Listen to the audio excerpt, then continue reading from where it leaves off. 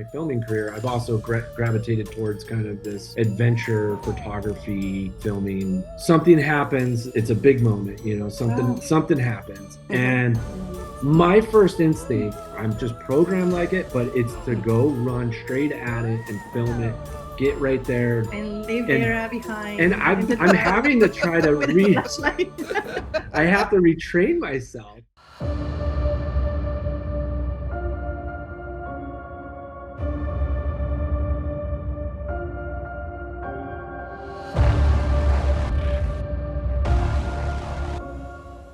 Hello, everyone, and my name is Misti Gaither, and welcome to Quest, a journey into true crime and the paranormal. I am here, and I'm so excited to have the following. I call them the power duo, and they are Vera and Kendall Whelpton. They are the directors and producers of The House in Between Parts 1 and 2, The Haunting Lodge, and we also have the Sleepless Unrest. So y'all's company is called Robot Ninja Media. And y'all are just on fire with producing, really top-notch paranormal documentaries, and I love your style. And I have watched probably each one, I'm going to say probably in the double digits or close to. I don't want to seem like a rabid fan, but, just it happens. So, I was thinking about, because y'all are married and how sometimes it's difficult, when you're married and you work together and you're doing the 24/7 thing almost. And so y'all actually met on the Ghost Hunters Academy. I think it was back in 2010. Is that right? Yeah. So tell me how that, like I said, did a light shine from heaven or something? And you were like, now that's the one. Or how did you know, when y'all met each other that, this is my life partner. This is the one I choose. And I think that's pretty cool. I want to hear your answer. Yeah, here we go. We're waiting on you, Kendall.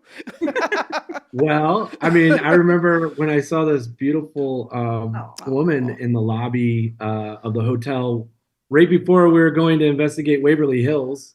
Yeah. That's where Vera and I first met. And yeah, in the lobby, gosh, she was just beautiful. She was glowing, like you said. So yes.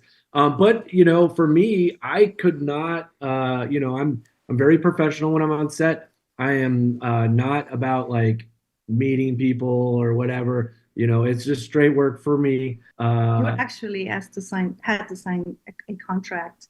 Yeah. Saying that you want to talk to talent. Yeah. Wow. Non-fraternizing contract. So, Which just stay true. Yeah. And which I didn't know why you wouldn't talk to me when I was flirting. She was wondering. I'm like, oh, he doesn't like me.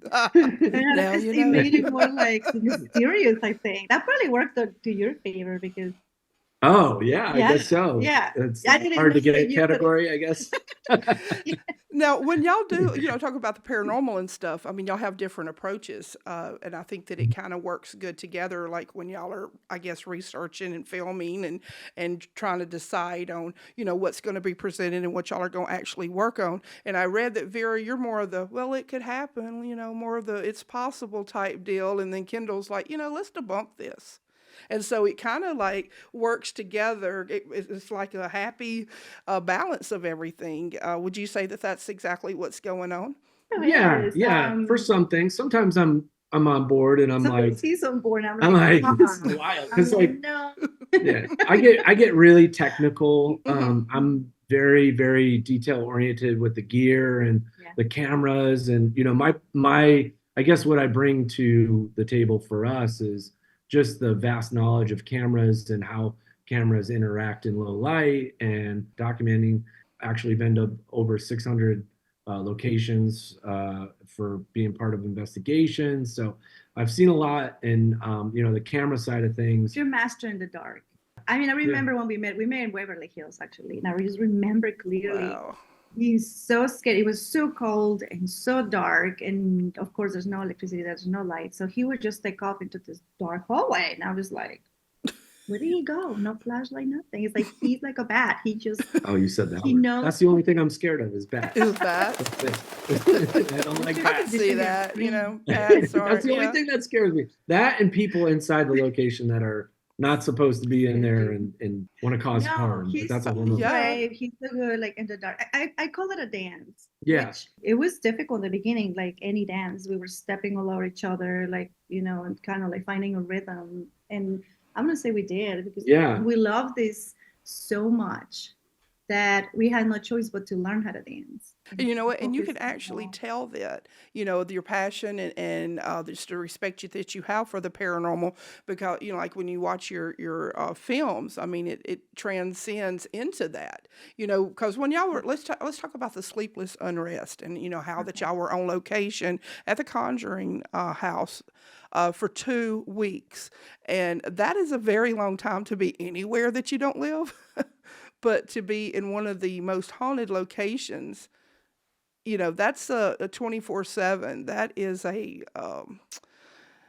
just like a trial. I think that Yeah. that y'all did it and y'all overcame it. But if you think about, they have the show the 28 Days Haunted on Netflix. So they were saying that it was part of like the Warrens, like an experiment that they feel like to totally immerse yourself in a place that you need to stay there longer than just the 24 hours or the 10 hours or however much you pay for Yeah. to be there, and to Right. really get the interaction that you want from the spirits and the paranormal. So for the 2 weeks, do you feel that was beneficial to y'all to be there that long? In our experience, absolutely, That's yes. much amazing. It's like, yeah, day 3 is what we learned is that between that's kind of our thing is staying at these locations and We talked immersing. about this since forever. Yeah. Before we Yeah. had the kids, it was like a Yeah. goal of our. It was a We wanted to try it as an experiment almost because we had a good feeling that we will be able to capture good evidence and sure enough. But we always wondered what it'd be like to kind of step in the homeowner's shoes and see what they're experiencing in actual hopes that maybe we could figure out something that they're not seeing and help them. and help them too, join them in their. It's so psychological. There's a lot of psychology involved in this and the stress involved. I mean, not only because you're filming a movie, we had no idea. Yeah. We had no idea. We did, yeah, Sleepless- yeah. I mean, we slept maybe what, like 3 hours? It was wild, like because we knew, like going on what you're saying, the challenges of making a film while putting yourself like in the film and being part of like the situation. You're not able to just step away and kind of go into like your quiet zone. Like you're always on. So for us, it was like, we had production duties and we had the experiences happening around us. It's a fine balance to, There was one bathroom. yeah, you just never shut it off. What? You're just always One. And then y'all were there with Rochelle and Brian. I'm sorry, Yeah, Bruchelle. yeah, And y'all were yeah, there with yeah. them. And so y'all only had In the one bathroom. bathroom? Yeah, yeah. What Yep. the hell? That was I mean, yeah, that put us through wow, this is definitely something that, I had been to a lot of locations. I've been part of a lot of TV projects for ghost investigations and this was it just was such a different experience, such an immersive experience. And like I was saying earlier, day 3 was kind of like when we started to really start to experience some of the more defined activity that we're capturing. We also encounter how difficult it is to present that on camera because some situations were so intense in the moment, like in the living room when they did the spirit session, Yeah. and then in the dining room. Those were like two of the scariest things ever, and yet on camera, like it was so hard to like It didn't really come across how it exactly felt. how it felt and Yeah. how it because sound, the sound was somehow it was so loud for us in the moment, but the audio, the cameras, and everything had a really hard time capturing the sounds. intensity of the yeah, sounds and it the was interesting. That vibrations. house definitely has sounds that come from all over. Yeah. You can't pinpoint it. It's like, did it come from the corner? I think it came from the corner, but it felt like this vibration over here. It was just, I don't know. It was very interesting. Very chaotic. Yeah. I mean, we actually named the film The Sleepless Unrest because like we just didn't sleep. You just start going to sleep and then you'd hear like a latch on a door or you'd hear a creak or you'd hear footsteps or, it's just like kind of a wild ride to to be on. I had Andrea Perrin on the show a few months back, and she was saying how that, it felt so kind of mixed. One day it would be light, kind of light feeling, and then it would be like heavy out of nowhere, and then it'd be light. And is that something that y'all experienced too? Was how it would just be like nothing's going on, and we're all fine, and all of a sudden, like you said, the doors would go, and the when you're talking about being in the dining room and that noise, and the person was figure was at the door, and that was really intense. Yeah, I think we did experience. I mean, gosh, for her to live there in her childhood, and How intense. and I remember hearing her talk about it after we had stayed there, that there was times where she couldn't even get up for school because she would be awake all night. And like, I feel like we experienced that. Like, I feel like we experienced, like, not just like the noises and stuff, but just the draw, and like you not knowing what's going to happen next. And like, you could really step into Andrea's shoes from her childhood. I remember thinking back about it and just being like, wow, it really kind of almost torments you a little bit. That is one of the most difficult things of my haunting that I don't think many people talk about, the stress involved with it, and how The psychological kind of effects. like how are people coping with the unknown, and then how it plays in your head as well. Like, once you experience something, then most likely than not, you're going to think that most of the things that you experience are going to be also unexplained, and you're guarded. I mean, I can imagine the adrenaline levels, Especially if you've never like, experienced anything like that before. Imagine Right. being, or you have know, no one that you can go to. Back that in you the can day, talk to. Yeah. this was not normal. You couldn't talk about it. There Right. was no Yeah. support. Yeah. Mhm. And like, you Support can system. have like people over, just to come and hang out, or like your kids have their friends over or whatever, because you don't never know what's going to happen, so Yeah. that's another stress. I wanted Yeah. to ask you something though, and it was kind of a personal moment between y'all on the the Sleepless Unrest. This was when that y'all were getting ready. I think it was the first night that y'all were getting ready to go to bed, and then you did like this kind of sighing thing over Kendall's Oh, face. yeah. Is that like Yeah. just something that you do, or is it like a protection thing, or is it just? I do. I believe that when you're facing the unknown, especially something that could be dark, I want to have the help of the other side of the coin, which is the divine and good spirits. They know more than I do. They know Sure. more of what's going on that side of things than I do. I'm just like blindly going into this realm, Mm-hmm.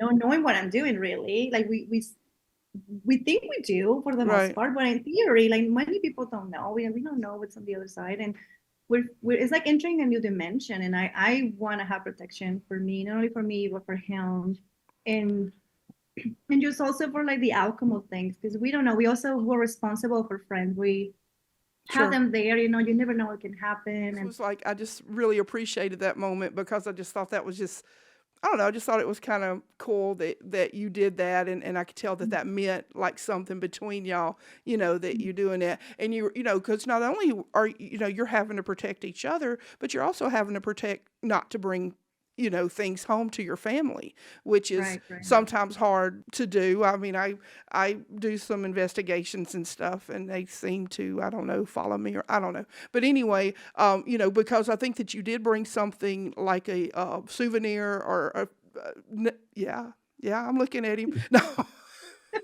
But like a nail or something that you found in the Yeah. Conjuring House, and then Yeah. The nail, here's my take on like bringing stuff back. Like, I didn't believe in it before. I was just kind of like, yeah, whatever. I got like trinkets from all over the place and haven't really been affected. But then in the past few years, like, I guess my mind's been open more to a lot of stuff and the possibilities of things and whatnot. And, I brought some stuff home, and one was the nail. Well, it was gifted to It was gifted to me. I'll Oh, never, sure. I'll never just take like a well, rock sure, from yeah, somewhere You or should. whatever, but if they're okay with it, I was okay with it, and Corey gave me the nail.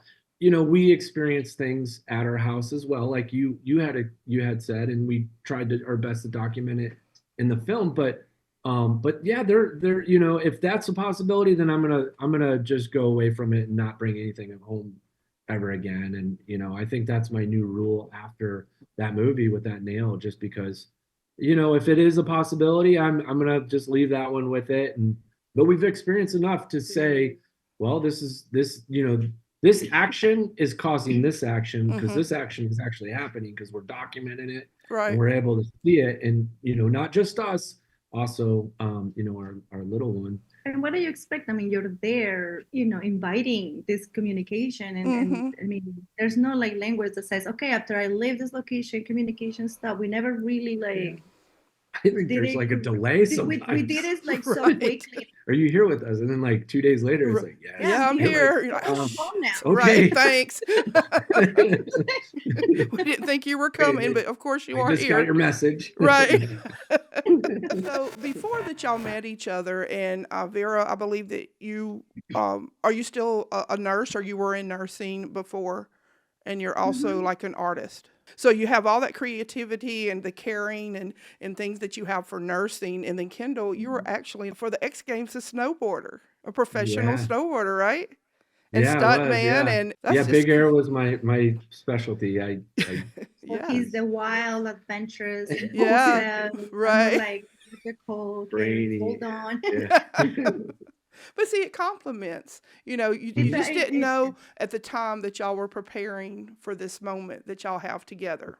And absolutely. that's what makes it work. Y'all had Jill Morris, the psychic that came in on The House in Between, and also on The Haunting Lodge, and she was just so amazing. And when she was driving up, y'all picked her up at the airport at the Haunting in Georgia for The Haunting Lodge, and she's like, and I see guns and black boar, and y'all were like, what? And she was just like, just really just on point with everything. And then I got to actually meet Sam Baltrusis in person. Last Saturday, we went and had dinner at Pensacola, and and he was also on The House in Between Part 2. We all and it's just amazing. The House in Between. I mean, that is for those of you who don't know, that's located in Florence, Mississippi. And Miss Alice Jackson, she's still with us, or she's still okay? Yeah, she just had her birthday. She did. Yeah, she's just and she's just so just her alone is a character for a show. By herself. I feel like it, and it was just for 10 years or so, she didn't even spend the night in her own home. She would go there during the day, and then at night she would go somewhere else to spend the night, and for y'all to give her that peace and that knowing of being able, after all those years, to sleep in her own home, that was amazing. That was a gift, and that's why that you do these things, is to bring closure and answers. Alice she's just been on such a wild experience with her house, and that was her dream home that she built in the 90s, which is fascinating in itself. And to be able to live in the house for a short period of time and then have to she gave it up because of her paranormal experience that she had. She didn't want to stay in the house anymore. Those things happening, I don't blame her. Like, they were very profound experiences, and Alice, good for her, because she kind of embraced it and like flipped the script on the whole thing. She still doesn't really stay at the house all the time, but she has started staying there more often. She's met a community that like is embraced around her, and it's just been, the whole thing has just been a really beautiful experience. Did y'all ever find out exactly what was there? That's such a hard question, but I think we're getting closer and closer to be able to kind of have an idea. But I mean, it was pretty, according to Jill and Sam, once they started collaborating, it was amazing how that to me was really, I always wanted to do that too, by the way. It was kind of like my thing. I'm like, well, what happened if we get too psychic? Would they hit on the same thing? Would they one hit on one and not let them the other? Not let them like talk to each other before. That's like let's have a run first, and then let's see how to compare the two. And it was amazing. It really was. Like, they were. It actually turned out really. They basically described the same thing. Yeah.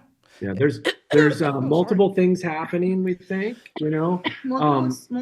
multiple spirits related to the history of the location of the land, especially the land. Yeah, y'all had the like the what do you call it? The ground penetrating Mhm. radar, and they found some. GPR. Yeah, thank you, Yeah. GPR. Like they found different pockets of where that there could have been, graves or bodies had been there, whatever. And Sam, he like literally just walks up to where that they were, and then Yeah. he was like, right here and stuff. And I was like, wow, go Sam. And then, like you said, him and Jill talked and they Mhm. collaborated, and kind of Yeah. and it's just amazing because one is good, two psychics, and they're on the same mind wave, and everything Mhm. is just amazing. Yeah, and that moment that you were talking about, anytime you can kind of corroborate science and psychic or the ethereal or whatever you have it, I always love that. Like we literally had GPR, a technical device, basically hit in the same area. So basically, he was able to prove that yes, at some point there was a grave under Alice's that was moved. Mm. So at some point there were bodies buried under Right. her property, and then we had Caroline, Yeah, with the and did her- ERI that she did she put the burying. 300 volts into the ground. Oh, the And geologist. I think, Yeah, yeah, the Yes. geologist, I think she charged it up. Like Yeah. then she ended up, Thank you, Caroline. having her experience. Yeah. No, that's exactly like science, coming together, because Mhm. she actually saw an apparition or something Yeah. that kind of Yeah. like spooked her because she was kind of nervous about, being there and how that the scientific world would look at her, Right. for Right. being, Emotion. participating. She was all in and open-minded. This is science. Exactly. We're gonna do this a scientific way. And then it was in the backyard. She said actually she saw a person, something that looked like a normal person, just walking. We were all alone. I was actually with her. Yeah, We were in the backyard, but I was looking the other way, and I remember just seeing her face be like, "Who is that?" And I just looked at my pool, and she's like, "Well, somebody just walked back there. Are they supposed to go back there?" And then we were waiting. There was a tent, the tent that we had there. And Yeah. then we were waiting for that person to come out on the other side. Nobody ever came out. Right. So then we ran to the tent to see who it was, but because sometimes people trespass when we're filming and things Sure. like that. And we were alone back there. So when we looked and looked, there was nobody. So when she described what she saw, it's exactly what Alice's daughter had described. It's exactly what the next door neighbor, Erin, saw. She was mowing the lawn. And then she freaked out. Well, yeah, I'm sure. Yeah. Yeah. Now, Alice's daughter, do you think that she's still there? I hope that she's moved on in Right. the light and she's happy and at peace. And but Alice believes 100%. We talked to her. She believes 100% that if she had the ability to come visit, she would. And she bought would. that piano that played That for piano was a Right. gift from from her. Yeah. So we didn't have the experience that John and Brad had Mhm. during that. That was their footage, that Yeah. they found. But Mhm. but it's just interesting. It's And- definitely and they continue to investigate. Oh, Yeah. even now? it's still. So how it's many still an years active is it? Like, I investigation. know it's over 10, huh? It's been it's 14? been 14, 15 Yeah. now. It's just it's a really fascinating house. It's such a great opportunity for John, Brad, and the community, because Alice has allowed these cameras to roll in her house 24/7, investigating. They bring in different investigators here and there. This is a beautiful part. She found purpose. Yeah, that's what I was There trying was a time where she was so alone and afraid and looked down upon, and then now she found purpose for the experience. She flipped the Something- script Yeah, on it. Yeah, yeah. and I it's think just that's incredibly brave and beautiful of her. Yeah, that's just amazing. Like you said, how she just flipped the script and now she's, feeling like a part of a new community. And then, like she Yeah. said, her neighbors and the people in her town have embraced her, and where she thought she would be an outcast. That she it's not- was yeah, when we got when we right. got there. Yeah, She was the woman that lived in the haunted house. It was Right. just like whatever the stories are. You know how small towns can talk, but That that's I what do. was important to be able to really show Alice's story, what she's going through, and that was a goal of Steve, Vera, and I. The whole time was just like let's unravel this onion, whether it's this or that. Let's go in and try to figure it out. Didn't you, Steve, went and knock on the neighbors, street yeah. and they got kicked out? Like, The they neigh- were like, get out of here! They didn't What? yell at us, but they were just like, no. I'll tell you what they said. She goes, I don't want any of that coming over here. What? I Oh, was got like, you. oh boy, okay, Yeah, we got to put up but that fence, the no ghost fence yeah, the no around go your house, fence. right? But now that Yeah. neighbor talks to Alice every Oh, day, and good. like it's all good. I think that's the thing is people judge. They like especially with the paranormal, it's very it's stigma is real.